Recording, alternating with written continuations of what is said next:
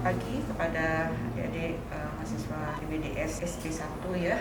Jadi pagi ini kita akan belajar dengan praktek, dengan bimbingan dan dilanjutkan praktek mandiri oleh mahasiswa. Jadi kita dengan setting ke manekin dan produk plastisin ini. Jadi kita mulai, ini adalah pasien A, jadi datang ke klinik dengan keluhan adanya jerawat yang besar-besar ya. Jadi pasien tujuan untuk ingin mengurangi bengkak dan nyerinya ya. Jadi setelah dilakukan pemeriksaan fisik oleh dokter, lalu dilakukan tindakan injeksi kortikosteroid intralesi ya. Jadi tujuan untuk ini adalah agar mahasiswa atau peserta didik mampu atau memahami dan bisa meningkatkan keterampilan secara paripurna untuk melakukan injeksi intrasekresi pada apno nodul kistik ya.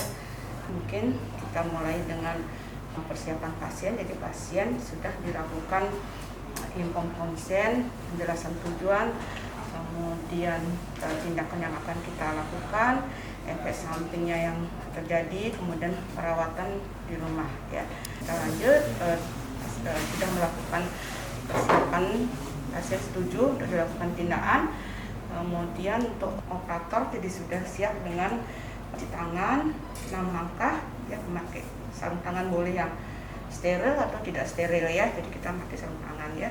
Kemudian dari persiapan alat dan bahan, kita menggunakan sarung tangan ya, persiapan. Kemudian ada kapas alkohol supaya 1 cc, jarum 30G, kasus steril, dan ini adalah Aquabides Pro injeksi ya, dan ini adalah larutan steroid 10 mg per mili yang kita akan lakukan pengenceran ya. Kita mulai persiapannya. Jadi yang pertama, pasien sudah siap di tempat tidur ya dengan posisi berbaring ya, dan kita lakukan pengenceran ya dengan Aquabides ini injeksi. Jadi kita harapkan ini konsentrasinya 10 mg, kita harapkan diencerkan sehingga menjadi konsentrasi 2,5 ya, pakai sampai 5 mg per milimeter ya. Jadi kita mungkin pakai yang 5 mg per mililiter ya. Jadi diambil,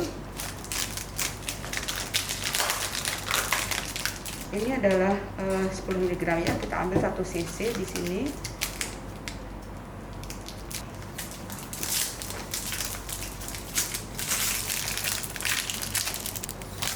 Jadi ini adalah 1 cc ya, jadi kita melakukan pengambilan cairan Aquabides.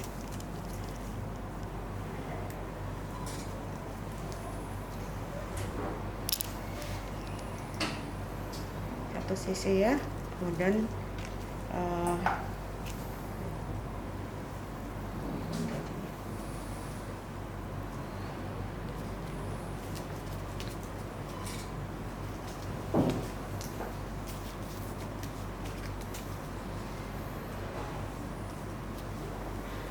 masukkan ke sini ya, dilancarkan dan dilakukan pengocokan sebentar ya agar suspensi larutan merata ya. Kemudian kita hitung kebutuhan yang akan dipakai oleh pasien ya. Jadi misalnya ada satu nodul atau satu tempat lokasi dibutuhkan sekitar 0,05 sampai 0,25 mg per liter ya. Tapi untuk lesi yang besar, misalnya untuk lesi yang dengan diameter 1 cm persegi, maka dibutuhkan 0,1 mili ya. Nah, setelah siap pasiennya, tetap kita ambil ini. Jadi misalnya ada 2 lesi, kita ambil cukup 0,1 mili ya, misalnya ini lesinya kecil-kecil ya, kita ambil tadi. Jadi ingatkan dikocok dulu agar suspensinya terlarut ya, kemudian dilakukan pengambilan dengan sesuai dengan kebutuhan ya. Jadi misalnya ada 2 lesi, kita inginkan 1 lesi itu membutuhkan 0,1 sampai 0,5 ya, jadi kita anggap 0,1 mili ini cukup untuk 2 lesi ini. Kemudian kita ganti jarumnya.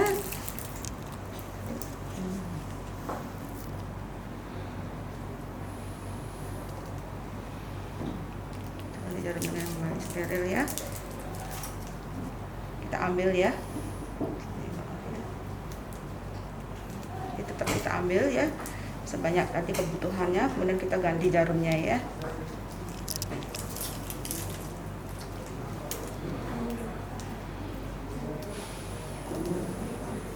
Oke, jadi siap dilakukan penyuntikan. Kemudian kita lakukan teknik aseptik pada di daerah di daerah nodul kistik yang kita akan injeksi ya. Kemudian dilakukan jarum mengarah ke bawah ya, sehingga dispersi daripada obat-obat ini sampai ke dermis ya. Kemudian ini sudah tercampur, jangan ada pengendapan ya, suspensi di sini, jadi sudah tercampur rata. Baru kita melakukan injeksi pelan-pelan. Target kita adalah nampak kepucatan ya di daerah nodulnya ya. Nah, setelah dilakukan tindakan injeksi, kita lakukan penekanan ya untuk ini, dan dilanjutkan dengan sebelahnya lagi ya. Oke, mungkin itu, dan kita edukasi untuk pasien, edukasinya nanti tidak boleh menggosok, kemudian dijaga untuk sterilitas daripada lokasi injeksinya ya. Jadi kita mulai dengan diskusi ya. Silakan Dek, mungkin ada yang ingin ditanyakan. Mohon diberitahukan wonten komplikasi pada tindakan atau terjadi komplikasi, untuk menghindari komplikasi tersebut bagaimana ya? Iya, tetap kita menghindari. Pertama, komplikasi yang kita tidak inginkan terhadap steroid adanya infeksi sekunder ya setelah tindakan. Untuk teknik aseptik betul kita lakukan di sini dengan jarum steril, dengan kapas alkohol ya, dan teknik untuk injeksi pun kita perhatikan di sini ya. Yang pertama kita lakukan sebenarnya intralesi ya, tidak subdermis ya. Jadi ini jarak jarum miring sedikit ya, sekitar 30 derajat ya, jadi masuk ke intralesi ke dalam nodulnya ya. Dan dosis yang kita pakai benar-benar dihitung ya, agar tidak terjadi atrofi, juga efek samping hipopigmentasi juga. Kadang-kadang yang paling sering adalah hipopigmentasi di sekitar lesinya. Kemudian yang kedua adalah atrofi ya, pasien biasanya seminggu datang lagi akan komplain, kenapa semakin dekok dia ya setelah injeksi ya. Jadi dosis yang betul-betul yang kita masukkan, terus betul-betul kita lihat skalanya di sini ya.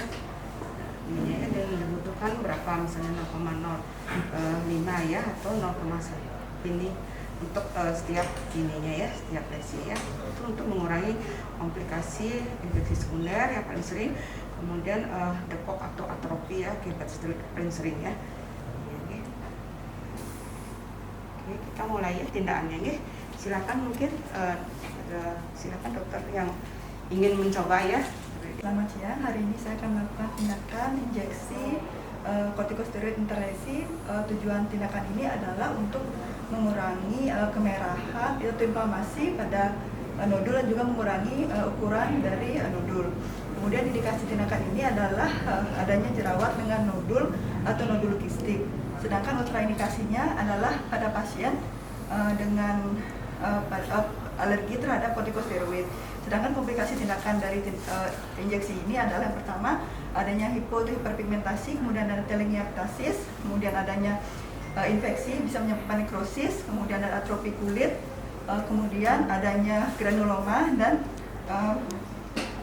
kemudian pada berarti yang pertama kita lakukan adalah persiapan alat dan bahan, persiapan operator, dan juga persiapan pasien. Untuk persiapan alat dan bahan yang kita siapkan adalah adanya siring 1 cc, kemudian adanya spray ukuran 30G, ada swab alkohol, ada NaCl atau Cobides, adanya kasa, kemudian ada larutan triamcinolone acetonide, dan juga adanya sarung tangan yang bisa tidak steril.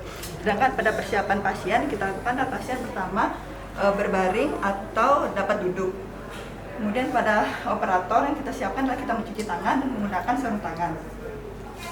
Kemudian pada kita mulai pada tindakan, jadi yang pertama kita adalah menyapa pasien dengan ramah, kita menjelaskan tujuan dari tindakan ini dan indikasi, kemudian dari komplikasi, dan jika pasien sudah mengerti, kita berikan form konsen dan tanda-tangani di depan DPJP. Selanjutnya kita lakukan tindakan yang pertama adalah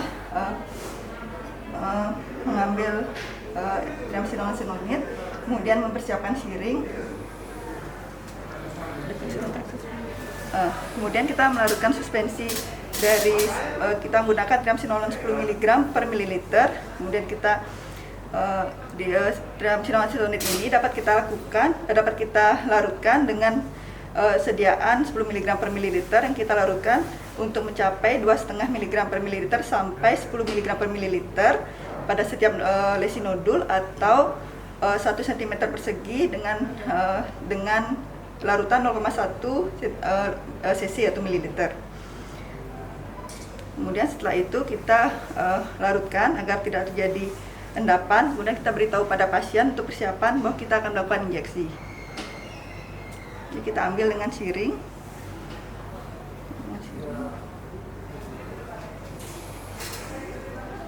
Mungkin sekitar 0,1 atau 0,2 cc untuk 2 nodul. Kemudian setelah itu kita ganti dengan jarum baru 30G.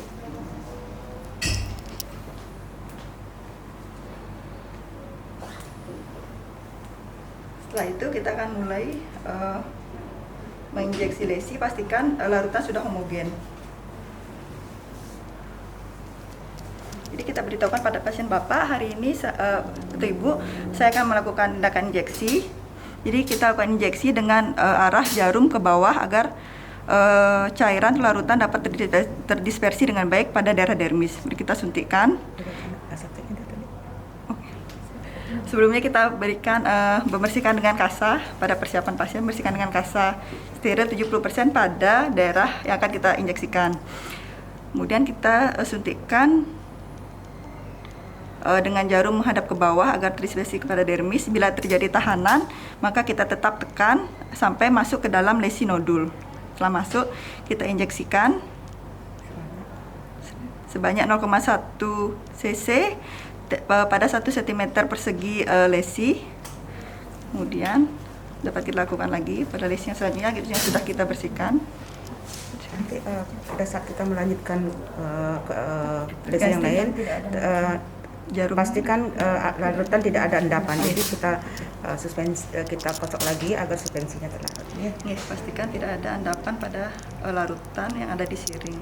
Kemudian kita tahan dengan kasa. Kita tahan dengan kasa agar cairan tidak keluar dari lubang tempat kita menginjeksikan larutan triamcinolone acetonit. Kemudian jika terjadi pendarahan, kita juga tekan dengan kasa, melakukan penekanan.